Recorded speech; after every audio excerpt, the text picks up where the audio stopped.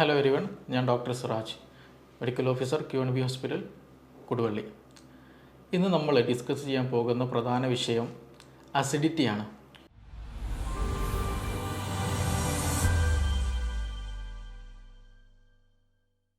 ഒരുപാട് പേരുകളുടെ സംശയങ്ങൾ നിറഞ്ഞ ഒരു മേഖലയാണ് ഈ അസിഡിറ്റി എന്ന് പറയുന്നത്. ചെറുപ്പമുള്ളവരാണെങ്കിലും ശരി, സ്ത്രീ ആണെങ്കിലും ശരി, പുരുഷന്മാരാണെങ്കിലും ശരി, പ്രായം ചെന്നവരാണെങ്കിലും ശരി, പലർക്കും ഉള്ളൊരു ബുദ്ധിമുട്ടാണ് ആസിഡിൻ്റെ പ്രശ്നം. തികട്ടി വരിക, പുളിച്ച് തികട്ടി വരിക, അതേപോലെ ചില സമയത്ത് വയറ്റിന്ന് നല്ലോണം പോവുക, നെഞ്ചരിച്ചിൻ്റെ പ്രശ്നം, നല്ല ഗ്യാസ് വരിക, വയറ് വീർത്ത് വരിക, ഇങ്ങനെ പൊതുവായിട്ടുള്ള ഈ ഒരു പ്രശ്നങ്ങൾ പല ആളുകൾക്കിടയിലുണ്ട്. നമ്മുടെ ഈ ലൈഫ് സ്റ്റൈൽ മാറിയതോട് കൂടി തന്നെ ഈ ഒരു ഇഷ്യൂസ് ഒരുപാട് പേരുകളിൽ ഇന്ന് നേരിടുന്നതാണ്. ഇന്ന് അത് മാത്രമല്ല, നമ്മളിതിൻ്റെ കൂടെ ചേർത്ത് വായിക്കുന്ന ഒരു പ്രശ്നം എന്താണെന്ന് വെച്ചാൽ, ഇന്ന് വരുന്ന ക്ലിനിക്കിൽ വരുന്ന പല കേസുകളിൽ, ഈ അടുത്ത് വന്നൊരു കേസ് വന്നിട്ടുണ്ടായിരുന്നു. അവരോട് ചോദിച്ചോ, നിങ്ങൾക്ക് എന്തെങ്കിലും മെഡിസിൻ നിങ്ങൾ കണ്ടിന്യൂ ആയിട്ട് നിങ്ങൾ കഴിക്കുന്നുണ്ടോ, എന്തെങ്കിലും ബുദ്ധിമുട്ടുണ്ടോ എന്നുള്ളത്. അപ്പോൾ ആ പേഷ്യൻ്റ് പറഞ്ഞത്, അത് ഞങ്ങൾ ഷുഗറിനും പ്രഷറിനൊക്കെ മരുന്ന് കഴിക്കുന്നുണ്ട്, പിന്നെ ഗ്യാസിനും മരുന്ന് കഴിക്കേണ്ടത് പറഞ്ഞു. അപ്പോൾ ഞാൻ ചോദിച്ചു, നിങ്ങൾക്ക് ഗ്യാസിൻ്റെ ഇഷ്യൂസ് എന്തെങ്കിലും ഉണ്ടായിരുന്നോ എന്ന് ചോദിച്ചു. അപ്പോൾ അവർ പറഞ്ഞത്, ഇല്ല, അങ്ങനത്തെ പ്രശ്നങ്ങളൊന്നുമില്ല, ഞങ്ങൾ അവിടെ പോയപ്പോൾ അവർ മെഡിസിൻ തന്നു, അത് ഞങ്ങൾ കഴിക്കുമെന്ന് ചോദിക്കും. അപ്പോൾ എന്നും കഴിക്കലുണ്ടോ? അത് സാറേ, ഞങ്ങൾ എന്നും കഴിക്കലുണ്ട് എന്നാണ് അവർ പറഞ്ഞത്. അപ്പോൾ ഇത് വെറുതെ കിട്ടുമ്പോൾ പോലും പല ആളുകളും ഈ മെഡിസിൻസ് കഴിക്കുക. എന്തെങ്കിലും വയറിന് എന്തെങ്കിലും ഒരു അസ്വസ്ഥത, അത് ഗ്യാസിൻ്റെ പ്രശ്നമാണോ, എന്തെങ്കിലും ഇൻഫെക്ഷൻ വന്നതാണോ, വേറെ എന്തെങ്കിലും ബുദ്ധിമുട്ടുണ്ടോ എന്ന് പോലും നോക്കാണ്ട് സ്വന്തം ഇഷ്ടപ്രകാരം എന്തെങ്കിലും PPI പ്രോട്ടോൺ പമ്പ് ഇൻഹിബിറ്റേഴ്സ് ആയിട്ടുള്ള പാൻഡോപ്പോ, ജെലൂസിൽ അങ്ങനെയുള്ള എന്തെങ്കിലും മെഡിസിൻസ് എടുത്ത് കഴിക്കുന്ന ഒരു ശൈലി ഇന്ന് നമ്മുടെ കമ്മ്യൂണിറ്റിയിൽ, നമ്മുടെ സമൂഹത്തിൽ ഒട്ടുമിക്ക ആളുകളിലും ഉള്ളതാണ്. അപ്പോൾ അതുകൊണ്ട് തന്നെ അത് എത്രത്തോളം നല്ലതാണ്, എന്താണ് യഥാർത്ഥത്തിൽ നമുക്ക് പൊതുവായിട്ട് വയറ്റിൻ്റെ ഉള്ളിൽ ആസിഡുമായിട്ട് സംബന്ധിച്ച് ഉണ്ടാകുന്ന ബുദ്ധിമുട്ട്, അതെങ്ങനെ നമുക്ക് തന്നെ ഒരു മെഡിസിൻ്റെ സഹായമില്ലാതെ വീട്ടിൻ്റെ ഉള്ളിൽ തന്നെ നമുക്ക് എങ്ങനെ അത് മാനേജ് ചെയ്യാം തുടങ്ങിയ കാര്യങ്ങളാണ് ഇന്ന് നമ്മളിവിടെ കൂടുതലായിട്ട് പറയാൻ ഉദ്ദേശിക്കുന്നത്. അപ്പോൾ ഈ ആസിഡ്, നമ്മുടെ ഈ ആസിഡിൻ്റെ പ്രാധാന്യം എത്രത്തോളം ഉണ്ടെന്നുള്ള ആദ്യം നമ്മൾ മനസ്സിലാക്കണം. നമ്മുടെ വയറ്റിൻ്റെ ദഹനം നടക്കാൻ, ശരീരത്തിൽ വേണ്ട മെറ്റീരിയൽസ് വേണമെങ്കിൽ, അന്നജം, പ്രോട്ടീൻ, ഇതിൻ്റെയൊക്കെ ദഹനം നടക്കണമെന്നുണ്ടെങ്കിൽ നമുക്ക് കൃത്യമായിട്ടുള്ള ഒരു സംവിധാനം വേണം. അതിൽ ഏറ്റവും ഇമ്പോർട്ടൻ്റ് ആയിട്ടുള്ള ഒരു സംഗതിയാണ് ഈ ആസിഡിൻ്റെ പ്രസൻസ് എന്ന് പറയുന്നത്. നമ്മുടെ വയറ്റിലുള്ള ഈ ആസിഡിൻ്റെ pH വരുന്നത് 1.5 ആണ് ഏകദേശം വരുന്നത്. അതായത് അത്രത്തോളം സ്ട്രോങ് ആസിഡാണ് നമ്മുടെ വയറ്റിലുള്ളത്. അപ്പോൾ അതുകൊണ്ട് തന്നെ ഇതിൻ്റെ ഇമ്പോർട്ടൻസ് അത്രത്തോളം ഉണ്ട്. കാരണം ഞാൻ നേരത്തെ പറഞ്ഞതുപോലെ നമ്മൾ ഈ പ്രോട്ടീൻസ്, നമ്മൾ പച്ചക്കറികൾ കഴിക്കലുണ്ട്, മീൻ കഴിക്കലുണ്ട്, മുട്ട, അതല്ലാത്ത മറ്റു ഫ്രൂട്ട്സുകൾ കഴിക്കലുണ്ട്, അതുപോലെ ബീഫ്, മട്ടന്, ഇതൊക്കെ നമ്മൾ കഴിക്കുന്നതാണ്.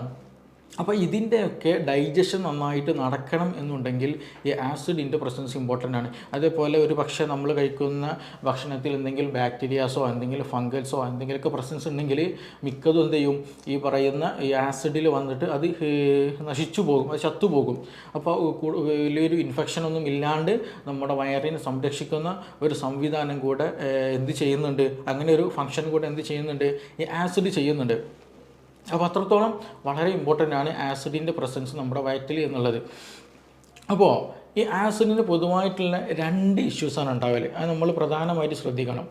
ഒന്ന് ഹൈപ്പർ അസിഡിറ്റി, രണ്ടാമത് ഹൈപ്പോ അസിഡിറ്റി. സിമ്പിളായിട്ട് പറഞ്ഞാൽ ചില കണ്ടീഷനിൽ എന്ത് ചെയ്യും, ആസിഡിൻ്റെ പ്രസൻസ് കൂടും, അധികമായിട്ട് ആസിഡ് പ്രൊഡ്യൂസ് ചെയ്യുക. രണ്ടാമത് എന്താണ്, ആവശ്യത്തിന് ആസിഡ് ഇല്ലാണ്ടിരിക്കുക. ഈ 2 ഘട്ടങ്ങളിലും നമുക്ക് വയറിന് അസ്വസ്ഥതകളുണ്ടാവും. അപ്പോൾ ഈ ഹൈപ്പർ അസിഡിറ്റി ഉള്ള കണ്ടീഷനിലാണ് കൂടുതലായിട്ട് ഈ പറഞ്ഞ പോലെ പൊളിച്ചത് കെട്ടുന്ന ഇഷ്യൂസ് ഉണ്ടാവുക. അതേപോലെ ചില സമയത്ത് നമ്മൾ വെള്ളം കുടിക്കുമ്പോഴൊക്കെ എന്ത് ചെയ്യും, ആ ഒരു സെൻസേഷൻ, വെള്ളം ഇങ്ങനെ പോകുന്ന ഒരു ഫീലിംഗ് നമുക്ക് കൃത്യമായിട്ട് മനസ്സിലാക്കാൻ കഴിയും ചില ആളുകൾക്കൊക്കെ. അത് എക്സ്ട്രീം കണ്ടീഷനിലാണ് അങ്ങനെയൊക്കെയുള്ള ബുദ്ധിമുട്ടുണ്ടാവുക. പിന്നെ അതേപോലെ ഇടയ്ക്കിടയ്ക്ക് വായിൽ പുണ്ണ് വരിക. അതേപോലെ ചില സമയങ്ങളിൽ അവരെന്ത് ചെയ്യും, ഭക്ഷണം കഴിച്ചാൽ തന്നെ വയറ്റുന്ന് പോവുക. ശരീരത്തിൽ എന്ത് ചെയ്യില്ല, നമ്മൾ കഴിക്കുന്ന ഭക്ഷണം കാണാൻ കഴിയില്ല. ഒരുപാട് ഭക്ഷണം കഴിക്കും, ഇതൊക്കെ എവിടേക്കാണ് പോകുന്നത് എന്നുള്ളൊരു ചോദ്യം ഉണ്ടാവും. അത് വേറെ ഒന്നും കൊണ്ടല്ല, ഈ നമ്മുടെ സ്റ്റൊമക്കിലുള്ള ആസിഡ് വരും, അധികമായിട്ടുള്ള ആസിഡ് കാരണം പെട്ടെന്ന് ദഹനം നടക്കും. പെട്ടെന്ന് എന്ത് ചെയ്യും, ഈ അതിൻ്റെ കൂടെ തന്നെ പെരിസ്റ്റാൾട്ടിക് മൂവ്മെൻറ്റ്, കുടലിൻ്റെ മൂവ്മെൻറ്റ് പല ആളുകൾക്ക് കൂടാറുണ്ട്. അപ്പോൾ അതുകൊണ്ട് തന്നെ പെട്ടെന്ന് ഒരു അബ്സോർപ്ഷനുള്ള സമയം ഇല്ലാണ്ട് പെട്ടെന്ന് തന്നെ അത് ടോയ്ലറ്റിൽ പോകുന്ന ഒരു സംവിധാനം ചില ആളുകൾക്ക് ഉണ്ടാവാറുണ്ട്. അപ്പോൾ അതുകൊണ്ടാണ് ഇങ്ങനെയുള്ള ഇഷ്യൂസൊക്കെ ഉണ്ടാകുന്നത്. അതാണ് ഹൈപ്പർ അസിഡിറ്റി എന്ന് പറയുന്നത്. ആസിഡിൻ്റെ അളവ് കൂടുന്നത് കൊണ്ടുണ്ടാകുന്ന അസ്വസ്ഥതകൾ, ബുദ്ധിമുട്ടുകൾ, പ്രയാസങ്ങളൊക്കെ. രണ്ടാമത്തേതാണ് ഹൈപ്പോ അസിഡിറ്റി എന്ന് പറയുന്നത്. അതായത് ആസിഡിൻ്റെ അളവ് വേണ്ട വിധേനം ഇല്ലാണ്ട് കുറവ് വരുന്ന ഒരു സാഹചര്യം. ഇതിനൊക്കെ ഉണ്ടാകാൻ ഒരു പ്രധാന കാരണമായിട്ട് പറയുന്ന ഒന്ന് രണ്ട് വിഷയങ്ങളുണ്ട്. ഒന്ന് അത് സ്ട്രെസ്സാണ്. ടെൻഷൻ ഉണ്ടെങ്കിൽ എന്ത് ചെയ്യും, ഈ പറഞ്ഞ പോലെ ആസിഡിൻ്റെ പ്രസൻസ് കൂടും. ടെൻഷന് എന്തെങ്കിലും കൂടുതലായിട്ട് ചിന്തിച്ചിരിക്കുക, ബേജാറ് കൂടുക, ആൻസൈറ്റി വരിക, അങ്ങനെ വരുമ്പോൾ എന്ത് ചെയ്യും, ആസിഡിൻ്റെ പ്രൊഡക്ഷൻ കൂടും. സ്ട്രെസ് ഹോർമോൺ ഉള്ളത് കൊണ്ട്, അതിൻ്റെ പ്രസൻസ് കൊണ്ട് ഈ പറയുന്ന പോലെ ആസിഡിൻ്റെ പ്രൊഡക്ഷൻ കൂടും. രണ്ട്, ഇതേപോലെ എച്ച് പൈലോറിക്കിൻ്റെ പ്രസൻസ് സ്റ്റൊമക്കിലുണ്ടെങ്കിലും അതും ഈ പറഞ്ഞ പോലെ ആസിഡ് കൂടാനും കുറയാനുള്ളൊക്കെ കാരണമാണ്. പക്ഷേ നമ്മളിത് മനസ്സിലാക്കേണ്ടത് എന്താണ്, എൻ്റെ ശരീരത്തിൽ എനിക്കിങ്ങനെ ഒരു ഇഷ്യൂ വന്നാൽ ഇത് ആസിഡ് കൂടിയതാണോ, അതല്ല ഇത് ആസിഡ് കുറഞ്ഞ ഇഷ്യൂ ആണോ എന്നുള്ളെങ്കിലും കുറഞ്ഞതെങ്കിലും നമ്മൾ എന്ത് ചെയ്യണം, മനസ്സിലാക്കണം. അതിന് വേണ്ട കാര്യങ്ങൾ നമുക്ക് വീട്ടിൽ തന്നെ ചെയ്യാൻ കഴിയണം. അപ്പോൾ ഹൈപ്പോ അസിഡിറ്റി, അടുത്തതാണ് പറയാനുള്ളത്. ഹൈപ്പോ അസിഡിറ്റി, ഈ ആസിഡ് അളവ് വേണ്ട വിധേനം നമ്മുടെ ശരീരത്തിൽ ഇല്ല എങ്കിൽ, വയറ്റിലില്ല എന്നുണ്ടെങ്കിൽ നേരത്തെ പറഞ്ഞതുപോലെ ഡൈജഷന് വളരെയധികം നെഗറ്റീവായിട്ട് ബാധിക്കും. ഈ പ്രത്യേകിച്ച് പ്രോട്ടീൻ്റെ ഡൈജഷനൊന്നും നടക്കാൻ സാധ്യമല്ല. ദഹനം നടക്കാത്തത് കൊണ്ട് തന്നെ ഭക്ഷണം കഴിച്ചു കഴിഞ്ഞാൽ ഒരു ഹെവിനെസ് ഫീൽ, വയറെന്തോ ഒരു വീർത്ത പോലെ, ഒരു കനം പിടിച്ച പോലെ ഒരു ഫീലിംഗ് ഉണ്ടായിരിക്കും. അതേപോലെ തന്നെ ഇടയ്ക്കിങ്ങനെ ഒരു ബ്ലോട്ടിങ് പോലെ, ഒരു ഏമ്പക്കം പോലെ അങ്ങനെ വരിക. പിന്നെ ടോയ്ലറ്റിൽ ചില സമയങ്ങളിൽ ആളുകൾക്ക് എന്തുണ്ടാവും, നല്ല കോൺസ്റ്റിപ്പേറ്റഡ് ആയിരിക്കും. ചില സമയങ്ങളിൽ നല്ല ഡയറിയ അല്ലെങ്കിൽ നല്ല ലൂസ് മോഷൻ ആകാൻ ചാൻസ് ഉണ്ട്. അതെന്താ അങ്ങനെ വരണമെന്ന് ചോദിച്ചാൽ, ഞാൻ നേരത്തെ പറഞ്ഞല്ലോ, നമ്മൾ ഡൈജഷൻ ശരിക്കും നടക്കുന്നില്ല. ഡൈജഷൻ ശരിക്കും നടക്കാത്തത് കൊണ്ട് അൺഡൈജസ്റ്റഡ് ആയിട്ടുള്ള ഫുഡാണ് സ്റ്റൊമക്കിൽ നിന്ന് പിന്നീട് സ്മോൾ ഇൻറ്റെസ്റ്റൈനിലേക്കൊക്കെ, ലാർജ് ഇൻറ്റെസ്റ്റൈനിലേക്ക്, കുടലിലേക്ക് ഇങ്ങനെ വരുന്നത്. അപ്പോൾ അവിടെയൊക്കെ ചെറുതായിട്ടുള്ള ഒരുപാട് ഗട്ട് ബാക്ടീരിയാസ് ഉണ്ട്. ഈ ബാക്ടീരിയ എന്ത് ചെയ്യും, അതിമേ ഇങ്ങനെ വർക്ക് ചെയ്യുമ്പോൾ അവിടെയുള്ള അത് ശരിക്കും ഡൈജസ്റ്റഡ് ആകാത്തത് കൊണ്ട് തന്നെ അവിടെ ഒരു റൊട്ടനായിട്ട് ഒരു ചീഞ്ഞു പോകുന്ന ഒരു സിറ്റുവേഷൻ അവിടെ ഉണ്ടാകും. അപ്പോൾ അങ്ങനെ വരുമ്പോൾ എന്ത് ചെയ്യും, ചിലപ്പോൾ ചില ആളുകൾക്ക് നല്ല അബ്ഡോമിനൽ പെയിൻ ഉണ്ട്, നല്ല വയറുവേദന ഉണ്ടാകും. പിന്നെ അതുപോലെ കീഴുവായി പോകുന്ന സമയത്ത് ഭയങ്കര സ്മെല്ല് വളരെയധികം ഉണ്ടായിരിക്കും. പിന്നെ അതിങ്ങനെ ഇടയ്ക്കിടയ്ക്ക് വന്നുകൊണ്ടേയിരിക്കും. അതൊക്കെയാണ് ഈ പറയുന്ന പോലെ ഹൈപ്പോ അസിഡിറ്റി കാരണം നമ്മുടെ വയറിൽ ഉണ്ടാകുന്ന അസ്വസ്ഥതകൾ പ്രധാനമായിട്ടുള്ളത്. വയറുവേദന ഉണ്ടാവുക, കീഴ്വാഴ് കൂടുതലായിട്ട് ഇങ്ങനെ പോകുക, അത് നല്ല സ്മെല്ലുള്ള ഒരു കീഴ്വാഴ് ആയിരിക്കും ഉണ്ടാവുക. പിന്നെ അതുപോലെ നല്ല വയറൊക്കെ വീർത്ത ഒരു ഫീലിംഗ് ആയിരിക്കും ഉണ്ടാവുക. അപ്പോൾ ഇതാണ് കൂടുതലായിട്ടും ഹൈപ്പോ അസിഡിറ്റിയുടെ കേസിൽ ഉണ്ടാകാറുള്ളത്. അതുകൊണ്ട് തന്നെ ചില ഈ റൊട്ടനാവില്ല, ഞാൻ പറഞ്ഞല്ലോ, കുടലിൽ വെച്ചിട്ട് ബാക്ടീരിയ അതും എന്ത് ചെയ്യും, കൂടുതൽ മൾട്ടിപ്പിൾ ചെയ്യും. അതിൻ്റേതായിട്ടുള്ള പ്രവർത്തനങ്ങൾ നടക്കുമ്പോൾ അതിന് ബാഡ് സ്മെല്ല് വരും. അതേപോലെ തന്നെ ചിലപ്പോൾ ഒരു ഇൻഫെക്ഷനും അതേപോലെ കോൺസ്റ്റിപ്പേഷൻ ആകാൻ ചാൻസ് ഉണ്ട്. അതേപോലെ നേരത്തെ പറഞ്ഞ പോലെ വയറ്റിൽ നിന്ന് കൂടുതലായിട്ട് ലൂസായിട്ട് സ്റ്റൂള് പോകാനും സാധ്യതയുണ്ട്. അതാണ് ഹൈപ്പോ അസിഡിറ്റിയിൽ കൂടുതലായിട്ടുണ്ടാകും. അപ്പോൾ നമ്മുടെ വീട്ടിലുള്ള അല്ലെങ്കിൽ നമുക്ക് തന്നെ ഇങ്ങനെയുള്ള അനുഭവങ്ങൾ ഉണ്ടായിരിക്കും. ചില ആൾക്ക് ഭക്ഷണം കഴിച്ച് കഴിഞ്ഞാൽ, എന്തെങ്കിലും ബീഫൊക്കെ കഴിച്ച് കഴിഞ്ഞാൽ, എന്തെങ്കിലും റെഡ് മീറ്റൊക്കെ കഴിച്ച് കഴിഞ്ഞാൽ എന്ത് ചെയ്യും, ഇനിയൊന്നും വേണ്ട, വയറ് ഫുള്ളായൊരു ഫീലിംഗ് ഉണ്ടായിരിക്കും. നേരെ ചില ആളുകളുണ്ടാകും, എന്ത് കഴിച്ചാലും എന്ത് ചെയ്യും, വീണ്ടും വിശപ്പ് തോന്നും, വീണ്ടും പിന്നെ കഴിക്കാനുള്ള ടെൻഡൻസി ഉണ്ടായിരിക്കും. അവർക്ക് അങ്ങനത്തെ ഒരു ഹെവിനെസ്സോ ഫീലിംഗ് ഉണ്ടായിരിക്കില്ല. അതാണ് ഈ ഹൈപ്പർ അസിഡിറ്റിൻ്റെയും ഹൈപ്പോ അസിഡിറ്റിൻ്റെയും രണ്ടും വ്യത്യാസങ്ങൾ വരുന്നത്. ഇത് രണ്ടും എന്ത് ചെയ്യണം, ട്രീറ്റ് ചെയ്യേണ്ട കേസാണ്. ഇത് രണ്ടും എന്ത് വെച്ചാൽ നമ്മളെപ്പോഴും നോർമലിൽ എന്ത് ചെയ്യണം, മൂവ് ചെയ്യാൻ ശ്രദ്ധിക്കണം. അപ്പോൾ നോർമലിൽ മൂവ് ചെയ്താൽ മാത്രമാണ് ശരിയായ രീതിയിൽ ഡൈജഷൻ നടക്കുക, ശരിയായ രീതിയിൽ അബ്സോർപ്ഷൻ നമുക്ക് വേണ്ട, ശരീരത്തിന് വേണ്ട അന്നജവും പ്രോട്ടീനും വൈറ്റമിൻസും മിനറൽസൊക്കെ ശരീരത്തിന് കിട്ടുകയുള്ളൂ. അല്ലാണ്ട് നമ്മൾ കൂടുതലായിട്ട് ഭക്ഷണം കഴിക്കും, ഭക്ഷണം കഴിച്ചത് ശരിയായ രീതിയിൽ ആഗിരണം നടക്കില്ല, ഡൈജഷൻ നടക്കില്ല, അബ്സോർപ്ഷൻ നടക്കില്ല. അപ്പോൾ നമുക്ക് വേണ്ട സാധനങ്ങളൊന്നും ബോഡിക്ക് അബ്സോർബ് ചെയ്യാൻ പറ്റാത്തത് കൊണ്ട് അതെന്ത് ചെയ്യും, നമ്മുടെ ശരീരത്തിൽ പിടിക്കില്ല.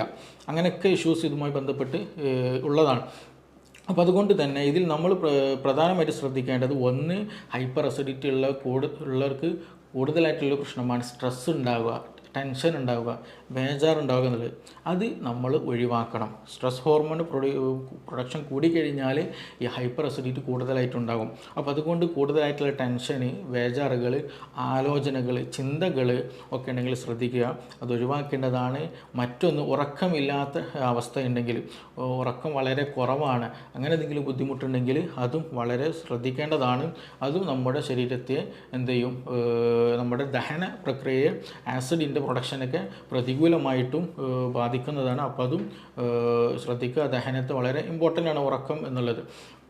മറ്റൊന്ന്, ഈ ഹൈപ്പോ ആയിട്ടുള്ള കേസുകളുണ്ടല്ലോ, അതായത് ദഹനം നടക്കുന്നില്ല, എന്തെങ്കിലും വയറ് വീർത്ത പോലെ അല്ലെങ്കിൽ ഒരു ക്ഷീണം പിടിച്ച പോലെയൊക്കെയുള്ള ഒരു അവസ്ഥ, അങ്ങനെയുള്ളവർ ചെയ്യേണ്ടത് പ്രധാനമായിട്ടും ഒന്ന്, ഈ നമ്മുടെ ഭക്ഷണത്തിൽ എന്ത് ചെയ്യുക, ചുക്ക്, അതേപോലെ ഇഞ്ചി, കുരുമുളക്, ഗ്രാമ്പു, പട്ട, ഇങ്ങനെയുള്ള സംഗതികളുണ്ടല്ലോ, അതെന്ത് ചെയ്യുക, നമ്മുടെ ഭക്ഷണത്തിൽ കൂടുതലായിട്ട് ഉൾപ്പെടുത്തുക.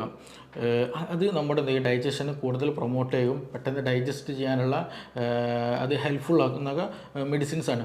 അപ്പോൾ കൂടുതലായിട്ട് നിങ്ങൾക്ക് അങ്ങനെ ഒരു ഇഷ്യൂസ് ഉണ്ടെന്നുണ്ടെങ്കിൽ എന്ത് ചെയ്യുക, ഈ മല്ലി ഉണ്ടല്ലോ, മല്ലി കുറച്ച് എന്ത് ചെയ്യുക, വെള്ളത്തിലിട്ട് തിളപ്പിച്ചിട്ട് ആ വെള്ളം ഇടയ്ക്കിടയ്ക്ക് കുടിക്കുന്നത് ഈ അധികമായിട്ടുള്ള ഗ്യാസിൻ്റെ ഇഷ്യൂസും വയറിൻ്റെ അസ്വസ്ഥതകൾക്കൊക്കെ വളരെ ഹെൽപ്ഫുള്ളാണ്, വയറ്റിന്ന് പോകാനും വളരെ നല്ലതാണ്.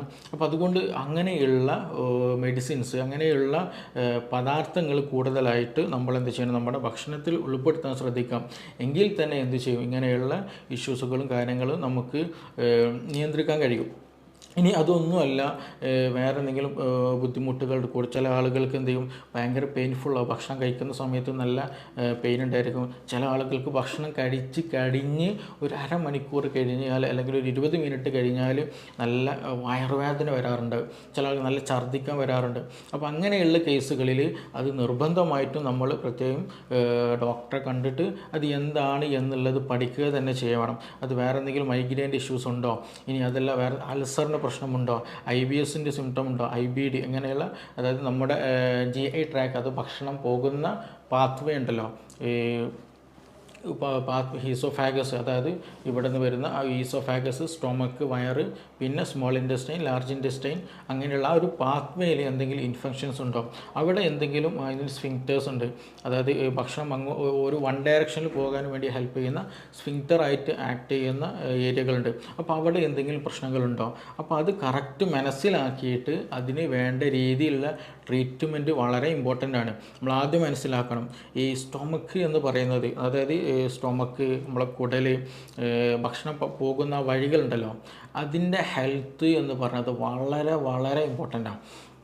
അത് അവിടെ എന്തെങ്കിലും ഇഷ്യൂസ് ഉണ്ടെങ്കിൽ, അവിടെ എന്തെങ്കിലും പ്രോബ്ലംസ് ഉണ്ടെങ്കിൽ നമുക്ക് ഒരുപാട് അസുഖങ്ങൾ വരും. ഈവൻ ബാക്ക് പെയിൻ വരും, തലവേദന ഉണ്ടാകും, പനി വരും, ജലദോഷം വരും, അലർജിക് ഇഷ്യൂസ് ഉണ്ടായിരിക്കും, അതുപോലെ സ്കിൻ ഇഷ്യൂസ് ഉണ്ടായിരിക്കും, സെക്ഷൽ ഇഷ്യൂസ് ഉണ്ടായിരിക്കും, അങ്ങനെയുള്ള പല ഇഷ്യൂസും ഉണ്ടായിരിക്കും. ഇനി അഥവാ നമ്മളൊരു മെഡിസിൻ കഴിച്ചാലോ ഈ അസുഖങ്ങൾക്ക് വേണ്ടിയിട്ട്, ആ മെഡിസിനും തന്നെ ശരിയായ രീതിയിൽ ദഹിച്ച് അബ്സോർപ്ഷൻ നടക്കണം എന്നുണ്ടെങ്കിൽ എന്ത് വേണം, ഈ GI ട്രാക്ക്, നമ്മുടെ സ്റ്റൊമക്ക്, വയറ്, കുടൽ, ഇതൊക്കെ എന്ത് ചെയ്യണം, ഹെൽത്തി ആയിരിക്കണം. ഇല്ലെങ്കിൽ എന്ത് ചെയ്യില്ല, അത് ശരിക്കും ഡൈജഷൻ നടക്കില്ല, ശരിയായ രീതിയിൽ അബ്സോർപ്ഷൻ നടക്കില്ല, ആ മെഡിസിൻ ശരീരത്തിൽ പിടിക്കില്ല. അപ്പോൾ അതുകൊണ്ട് ഈ ഒരു പാത്വേ, നമ്മുടെ ഭക്ഷണം കഴിക്കുന്ന അല്ലെങ്കിൽ ഭക്ഷണം കടന്നു പോകുന്ന സ്ഥലം എന്നുള്ളത് വളരെ വളരെ ഇമ്പോർട്ടൻ്റ് ആണ്. അത് നിർബന്ധമായിട്ടും നമ്മൾ എന്ത് ചെയ്യണം, ഹെൽത്തി ആയി കൊണ്ടുപോകാൻ വളരെയധികം ശ്രദ്ധിക്കുക. എന്തെങ്കിലും ബുദ്ധിമുട്ട് കൂടുതലായിട്ട് തോന്നുന്നുണ്ടെങ്കിൽ നിർബന്ധമായിട്ടും നിങ്ങൾ ഡോക്ടറെ കണ്ടിട്ട് അതിന് വേണ്ട നിർദ്ദേശങ്ങൾ സ്വീകരിക്കണം. അല്ലാണ്ട് സ്വന്തം ഇഷ്ടപ്രകാരം, സ്വന്തം തീരുമാനപ്രകാരം ഒരിക്കലും എന്ത് ചെയ്യരുത്, നമ്മൾ മെഡിസിൻ കഴിക്കരുത്. അത് നിർബന്ധമായിട്ട് നമ്മൾ ശ്രദ്ധിക്കേണ്ടതാണ്. നമുക്കിനി മറ്റൊരു വിഷയവുമായിട്ട് വേറൊരു സമയത്ത് വീണ്ടും കാണാം.